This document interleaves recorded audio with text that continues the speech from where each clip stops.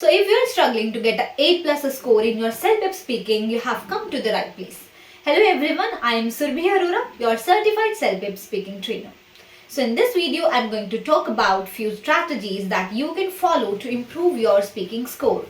So before that, you should know that what are the aspects on which you are going to be assessed on speaking part. Now, it is the content, grammar, pronunciation, fluency and the vocab. So make sure that you speak clearly. You do not take a lots of pauses. You should not be very fast. You should not be very slow. And you should give answer relating to the question. So you should know the overall idea of the question. As you know, there would be 15 to 20 minutes for the speaking part. And speaking is the last part in the CELPIP exam. Now let's talk about each task one by one. So the task 1 is giving advice. In this task, you will have 30 seconds to prepare and 90 seconds to record.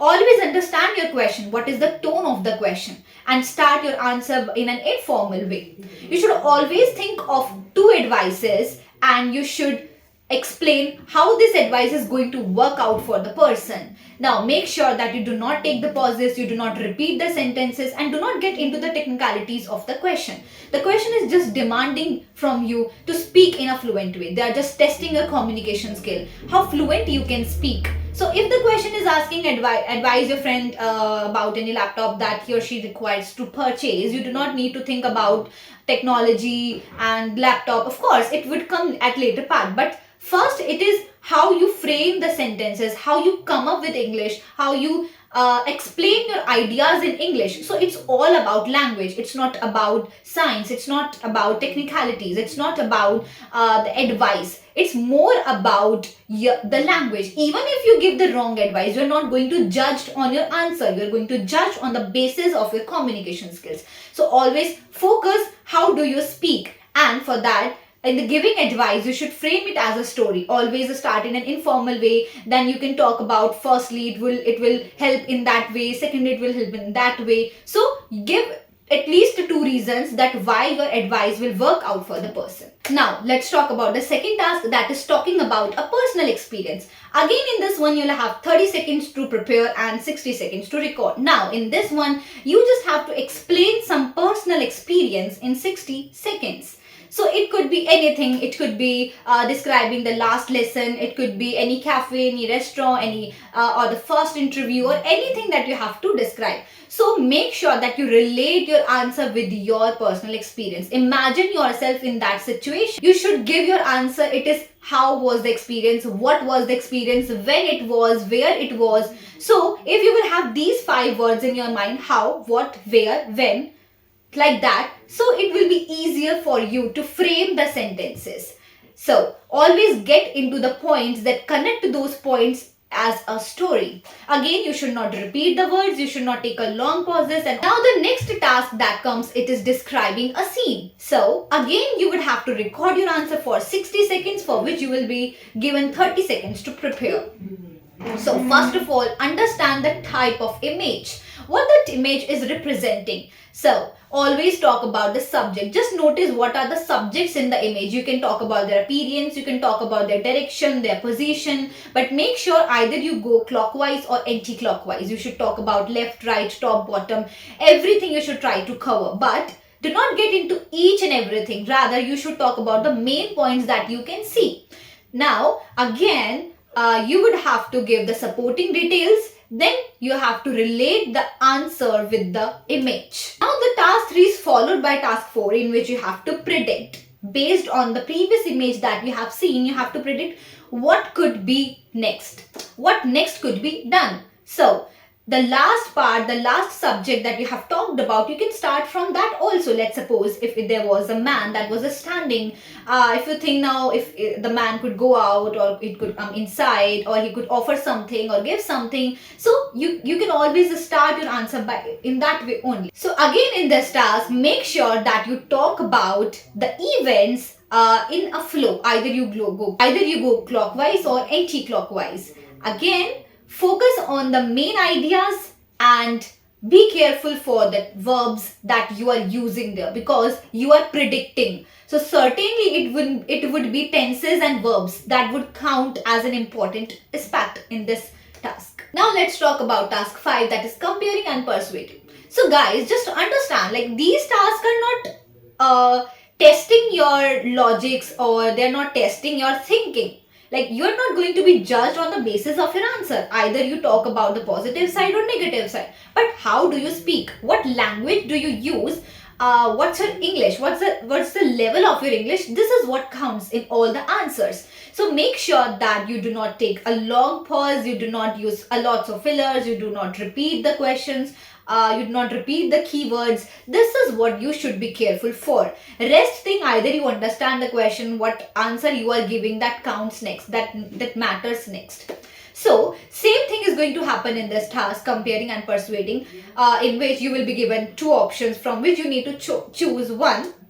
So the invigilator is not going to assess you or not going to judge you why you have made this choice. Right. So whatever choice you made, now you have to compare that choice with the next one, and you have to persuade the another person why your choice is better. So you should give at least two reasons. In that, you should talk about why your choice is better in two reasons, and one reason why the next choice, like the thing that has chosen by other person, it's not good, it's not going to work out for that person.